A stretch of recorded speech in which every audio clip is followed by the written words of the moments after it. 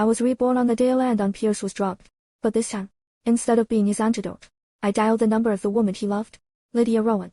In my previous life, I had fallen for Landon, the man who raised me. When I found out she'd been drugged, I ignored his desperate plea to call his lover and ended up sleeping with him, becoming his antidote. 8 months later, I found myself unexpectedly pregnant.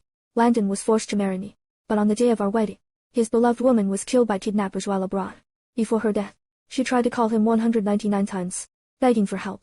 But Landon, preoccupied with the wedding, never answered a single call. Afterward, he stared at those 199 missed calls in silence, never speaking a word.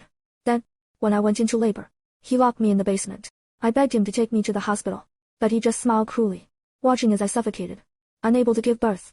Just before I died, I heard him say, "If you hadn't gotten pregnant, I wouldn't have been forced to marry you. If you hadn't taken her place, I would have answered Lydia calls. You deserve to die." When I opened my eyes again, I was back on the day Landon had been drugged. "Mira, hurry up and call Lydia." Hearing those familiar words again, I suddenly realized I had been reborn. Without a second thought, I grabbed my phone and dialed Lydia's number. Landon's face flushed red, his gaze burning as he looked at me. In my past life, I had made the mistake of giving in to that look, which led to my tragic end. This time, I turned away from his gaze and quickly left his room. "Landon, just hold on. Lydia will be here in 10 minutes. As I shut the door behind me, I heard him mutter my name through gritted teeth, but I pretended not to hear.